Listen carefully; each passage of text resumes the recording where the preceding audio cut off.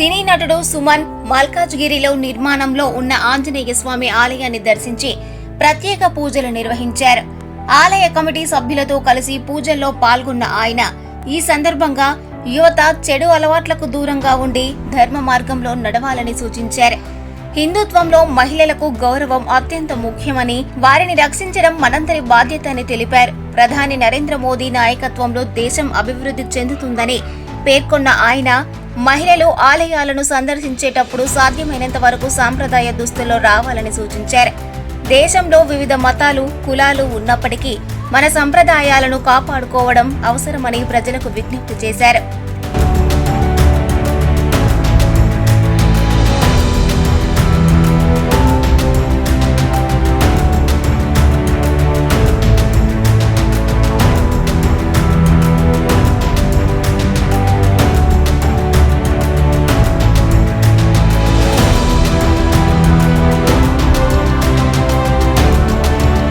ఒక 500-600 సంవత్సరాల కింద స్వామివారు ఇక్కడ వెలిసిన్నారు.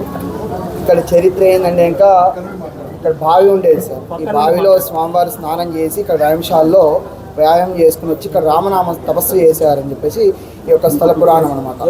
ఇప్పటికీ కూడా ఎవరైనా సరే వారి యొక్క కోరికలు ఏమైనా ఉంటే కనుక 11 సార్లు ఇక్కడ కనుక భక్తితో నామస్మరణ చేసుకొని ఇక్కడి నుంచి మనం ఇంటికి వెళ్ళే లోపల ఆ కోరిక నెరవేరుతుందని చెప్పేసి ఇక్కడ అందరూ భక్తులందరూ విశ్వాసం.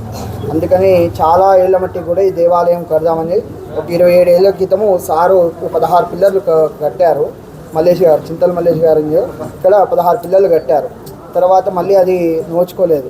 సారే మళ్ళీ ఈ మధ్యనే ముందుకు వచ్చి ఒక సంవత్సరం క్రితము ఇదంతా గుడికి 92లో సార్ చైర్మన్ అయినప్పుడు 16 పిల్లర్లు వేశారు అన్నమాట. తర్వాత ఇప్పుడు మళ్ళీ కూడా ఇప్పుడు సారే ముందుకు వచ్చి దేవాలయం అంతా కూడా ఎండోమెంట్తో కన్సల్ట్ అయ్యి మనకి ఇప్పుడు జయ శ్రీ ఆంజనేయ స్వామికి అందరికీ నమస్కారం అండి. ఇక్కడ వచ్చేసిన పెద్దలందరికీ, మహిళలకి, పాత్రిక సోదరులకి, కార్పొరేటర్ గారు అండ్ మెయిన్గా డాక్టర్ మన చింతల మల్లేశం గారు, మాకు చాలా మంచి మిత్రుడు, మా షూటింగ్లోనే వస్తుంటారు. మల్లేష్ గౌడ్కి ఆయన పరిచయం చేశారు. చాలా మంచి రిలేషన్షిప్ ఉందండి. అదే మాదిరిగా ఆయన ఆధ్యాత్మిక కార్యక్రమాల్లో చాలా పాల్గొంటుంటారు. ఇప్పుడు కూడా ఆయన చేస్తున్న సేవా కార్యక్రమాలు, ఆయన లెవెల్లో ఆయన డొనేషన్స్ అందరూ బాగుండాలని చెప్పేసి, అంటే మన కొన్ని యాత్రికులకి రూమ్స్ కానీ ఏదైనా సరే అంటే హిందూ ధర్మాని కోసం ఆయన ఎంతో చేస్తారు. ముందుగా ఆయనకి నమస్కారాలు చెప్తూ, మరి డాక్టరేట్ ఆయనకి ఇచ్చారు, పుదుచ్చేరిలో ఇచ్చారు. చాలా అది గౌరవమైన విషయం. ఎందుకంటే ఇక్కడ చేయడం వేరే, పుదుచ్చేరిలో వచ్చేసి ఆయనకి ఇవ్వడం అనేది నిజంగా చాలా గర్వకారమైన విషయం. ఆయన చేసిన సేవలకి వాటికి ముందుగా మనస్ఫూర్తిగా అభినందన చెప్తూ, మరి ఈరోజు ఇక్కడ గుడికి రావడం జరిగింది. మరి ఇక్కడ ఆంజనేయ స్వామి గుడి మీ అందరూ తెలుసు. అయ్యే వాళ్ళు ఈరోజు అమ్మ బ్రహ్మాండంగా పూజ చేశారు. సరే, అందరూ మనందరికీ హిందువులు ఉన్నారు ఇక్కడ. సో నేను ఒక ఆర్టిస్ట్ కాబట్టి నేను ఏదైనా మాట్లాడితే మిగతా వాళ్ళు ఫీల్ అవుతారు కాబట్టి ముందుగా ఒక విషయం చెప్తున్నానండి. నేను ఈరోజు ఇండస్ట్రీకి వచ్చేసి 47 సంవత్సరాలు అయిపోయింది. మొత్తం 11 భాషల్లో 800 సినిమాలు అయిపోయింది. 170 సినిమాలు హీరోగా యాక్ట్ చేశాను. నాకు ఎటువంటి సినిమా బ్యాక్గ్రౌండ్ లేదు, సినిమా మనుషులు లేరు, ఎవరు నాకు సహకరించలేదు. మా తల్లిదండ్రుల ఆశీర్వాదాలు, చిన్నప్పటి నుంచి నన్ను పెంచిన మా తల్లిదండ్రులు, మా అమ్మమ్మ, వాళ్ళందరూ మర్చిపో. అదే మాదిరిగా మా గురువులు. నేను చదివింది ఒక క్రిస్టియన్ కాన్వెంట్లో, పెరిగింది ఒక ముస్లిం అట్మాస్ఫియర్. అంటే మా ఇంటి పక్కనే ఒక ముస్లిం ఫ్యామిలీ ఉండేది. మా అమ్మగారు వచ్చి ఒక కాలేజ్ ప్రొఫెసర్, తర్వాత ప్రిన్సిపల్ అయ్యారు. కాలేజ్లో చాలా బిజీగా ఉన్నప్పుడు, నేను ఖాళీగా ఉన్నప్పుడంతా పెరిగిందంతా ఒక ముస్లిం ఫ్యామిలీలే. నాకు వాళ్ళే బాగా చూసుకున్నారు. కాబట్టి ఇప్పుడు నేను ఏదైనా మాట్లాడుతున్నానంటే ఎవరిని కించపరచడం కాదు, ఎవరిని మర్చిపోలేదు. నా అభిమానులు అందరూ Hindu, Muslim, Christian, Sikh, Parsi, Buddhist, Jain అందరూ ఉన్నారు. టెక్నీషియన్స్ ఉన్నారు, ప్రొడ్యూసర్ ఉన్నారు, డైరెక్టర్ ఉన్నారు. ఎందుకంటే నేను నార్త్లో కూడా సినిమాలు చేస్తున్నాను. సో వాళ్ళందరికీ పాదాభివందనాలు చేస్తూ, నేను ఒక హిందూ కాబట్టి, నేను హిందూయిజం సపోర్ట్ చేస్తాను కాబట్టి, హిందువులు నిలబడాలి కాబట్టి, హిందువులు మన భద్రత చూసుకోవాలి కాబట్టి, మీ మహిళలు అందరి జాగ్రత్త కోసం నేను ఈరోజు అయితే నేను మాట్లాడుతున్నాను. వచ్చాం, పూజ చేసాం, సన్మానం చేశారు, వెళ్ళిపోవడం అలా కాకుండా ఇక్కడ ఉన్న యూత్ అందరికీ, ముఖ్యంగా ఇక్కడ ఏదైతే మన హిందువులు ఉన్నారో గుడిని మన జాగ్రత్తగా మనం కాపాడాలి, హిందూయిజంను బాగా కాపాడాలి. అంటే చాలామంది ఈ మధ్యలో నేను చూస్తున్నాను, తాగేసి గుడికి వస్తున్నారు. వాళ్ళు నాన్ వెజిటేరియన్ తిని వస్తే మనం ఏం చేయలేము, కానీ తాగేసి వచ్చినప్పుడు మనకు ఆ వాసన కనపడితే ఇక్కడ ఉన్న యూత్కి చేతులెత్తి నమస్కారం పెడుతున్నాను. దయచేసి వాళ్ళని మెడపెట్టి బయటికి గెంటేయండి. ఇంత కష్టపడి పాప అయ్యర్ వాళ్ళు ఇంత కష్టపడి ఇన్ని మంత్రాలు చెప్పి గుడి కడిగేసి ఇంత పుణ్యక్షేత్రాన్ని అంత అంటే చిన్నదో పెద్దదో ఇది ఒక పురాతనం ఉంది, దీంట్లో సబ్జెక్ట్ ఉంది, హిస్టరీ ఉంది. అలాంటి వాటికి దయచేసి వచ్చినప్పుడు అలాంటి వాళ్ళు మనం బయటికి మనం పంపించకపోతే మన హిందూయిజంని మన కులాన్ని మనం అవమానించినట్టు అవుతుంది. ఇది ఫస్ట్ నేను అడిగేది. రెండోది, ఇక్కడ మహిళలు అందరూ ఉన్నారు, మహిళల్ని మనం రక్షించాలి. ఈరోజు భారతదేశంలో కాశ్మీర్ టు కన్యాకుమారి తీసుకుంటే డెవలప్మెంట్ జరుగుతుంది, ఏమేమో చేస్తున్నారు. కానీ మహిళల్ని రక్షించడానికి ఇంకా కఠినమైన ఒక జడ్జిమెంట్ కానీ ఒక బిల్లు కానీ రాలా. చాలా బిల్లు వచ్చింది, కానీ రోజు ఛానల్స్లో చూస్తుంటే పేపర్లో చూస్తుంటే ఎక్కడో ఒక చోట అవమానం జరుగుతుంది, మానభంగం జరుగుతుంది, రేప్ జరుగుతుంది. దీని అన్నిటికీ ఏంటంటే కాన్స్టిట్యూషన్ మారాలి, కాన్స్టిట్యూషన్ ఆల్టర్ చేయాలి, జడ్జిమెంట్ అనేది చాలా కఠినంగా ఉండాలి. వాడు ఎప్పుడు వస్తుంది, ఏ గవర్నమెంట్ చేస్తుందో తెలియదు, త్వరలో రావాలి అని చెప్పేసి కోరుకుంటాను. అప్పటి వరకు మన మహిళల్ని రక్షించాలి, మనం రక్షించాలి, వాళ్ళని చూసుకోవాలి. ఎందుకంటే పాపం చాలామంది భయంతో బయటికి రావాలంటే చాలా భయపడుతున్నారు. బయటికి వెళ్తే మనకేం జరుగుతుందో, బయటికి వస్తే మనకేమవుతుందని చెప్పి పిల్లలు కూడా భయపడుతున్నారు. కాబట్టి మన యూత్ అందరూ మన ఏంటంటే మన హిందువులు ముఖ్యంగా, ఎందుకంటే మన వాళ్ళు గుడికి ఎక్కువ వెళ్తుంటారు, పూజలు తెల్లవారుజాన వెళ్తుంటారు, రాత్రి వెళ్తుంటారు.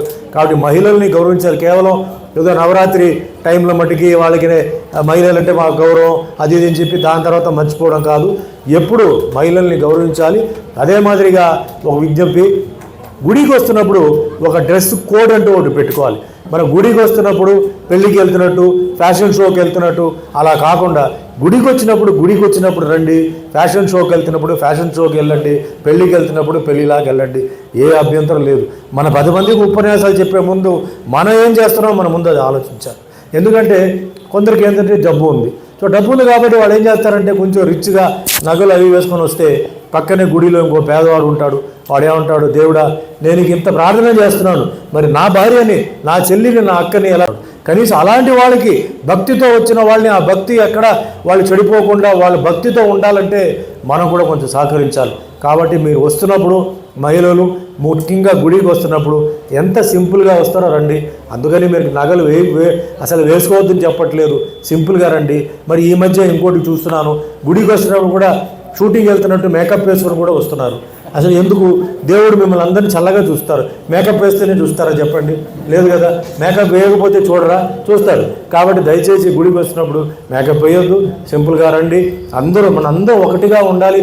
డైలాగులు చెప్పడం కాదు, మన కనీసం డ్రెస్ విషయంలో అయినా మన అందరూ ఆ విధంగా ఉంటే ఆ భక్తి. ఎందుకంటే టైం లేదు, ఈరోజు అందరూ బిజీ, గుడికి రావడం అంటే చాలా కష్టం. వాళ్ళు మనసులో అనుకుంటే వెళ్ళిపోతున్నారు. ఈరోజు మంత్రాలు కూడా ఏంటంటే షార్ట్ ఫామ్లో చెప్తున్నారు, ఎందుకంటే పని అలా అయిపోయింది, దూరం వెళ్ళాలి. కాబట్టి వస్తున్న అంటే యాత్రికులు అక్కడ భక్తులు వస్తున్నప్పుడు ఏ విధంగా డైవర్షన్, వాళ్ళకి మెంటల్ డైవర్షన్ లేకుండా గుడికి వస్తున్నప్పుడు 5 నిమిషాలు వాళ్ళు టోటల్గా గుడిని అంటే దేవుడిని కాన్సన్ట్రేట్ చేసి వెళ్ళాలని చెప్పేసి ఒక మనవి. అదే మాదిరిగా ఈరోజు ఇక్కడ హనుమాన్ అసలు మన విగ్రహం ఉంది, హనుమాన్ గుడి ఇది. ముఖ్యంగా ఇక్కడ ఏంటంటే హనుమాన్ గుడి ఉంది కాబట్టి మన యూత్ అందరికీ చెప్తున్నాను, మీరందరూ బాగా తినండి, బాగా ఎక్సర్సైజ్ చేయండి, హనుమాన్ లాగా తయారవ్వండి. హనుమాన్ లాగా తయారైపోయి మన హిందువులందరినీ మీరు కాపాడండి. మీ అక్క చెల్లెలు, మీ ఇంట్లో ఉన్న మీ అమ్మ, మీ ఫ్యామిలీ అందరినీ మీరు కాపాడాలి, హిందూయిజం ముందుకు తీసుకెళ్ళాలి. ఏదో ఒక రోజు వచ్చేసి మన జై హనుమాన్ జై శ్రీరామ్ కాకుండా ప్రతిరోజు ప్రతి నిమిషం మీ బాడీలో జై హనుమాన్ జై శ్రీరామ్ అనే ఒక మంత్రం వెళ్తూ ఉండాలి. అదే మాదిరిగా మన మిగిలిన కులాలని మిగిలిన మతాలని కూడా మనం గౌరవిస్తాం. ఎందుకంటే ఈ భారతదేశం సెక్యులర్ కంట్రీ, అందరూ కావాలి. ఇలాంటి ఒక దేశం ప్రపంచంలో నేను అన్ని ఊరు లేదు, ఎక్కడ లేదు. ఎక్కడికి వెళ్ళినా 2 ఉంటాయి రిలీజన్, 2 మతాలు ఉంటాయి. కేవలం భారతదేశంలో ఎన్నో భాషలు ఉన్నాయి, ఎన్నో మతాలు ఉన్నాయి, ఎన్నో కులాలు ఉన్నాయి, ఎన్నో నమ్మకాలు ఉన్నాయి. అది ఉండాలి. కానీ నేను ఒకటే చెప్తున్నాను, మన కులం మన మతం మన ఇంట్లోనే ఉండాలి. ఇంటి నుంచి బయటకు వచ్చిన తర్వాత మన అందరూ ఒకటే కులం, అందరూ ఒకటే మతం, అప్పుడే మనం ముందుకెళ్తాం. ముందుకెళ్తేనే ఈరోజు భారతదేశం డెవలప్ అవుతుంది.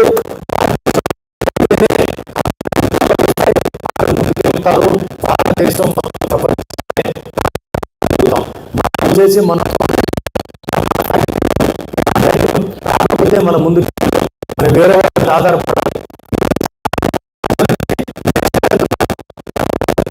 విదేశాలు వాళ్ళు ఇక్కడికి రావాలి,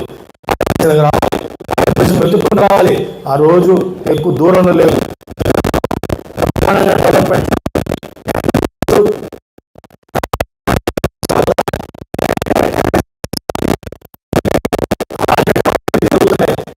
ఒప్పుకోవాల్సిందే. కొన్ని విషయాలు ఏదైతే జరుగుతున్నాయో అది మనం ఒప్పుకోవాల్సిందే. కాబట్టి ఇంకా డెవలప్ అవ్వాలి. మన భారతీయులు ఇక్కడే ఉండాలి. హిందూయిజంతో వాళ్ళందరూ ముందుకు వెళ్ళాలి. అందరినీ మనం గౌరవించాలి. అందరూ హ్యాపీగా ఉండాలి. అందరూ జీవితంలో ఉన్నత స్థాయికి ఎదగాలని మనస్ఫూర్తిగా కోరుకుంటూ ఈరోజు నాకు ఈ అవకాశం ఇచ్చినందుకు మరి సార్కి, ఇక్కడ ఉన్న అయ్యర్ వాళ్ళకి అందరికీ ధన్యవాదాలు చెప్తూ వచ్చిన పాత్రికేయ సోదరులకి, మహిళలకి మీ అందరికీ నమస్కారం. Thank you. జై హింద్, జై తెలంగాణ.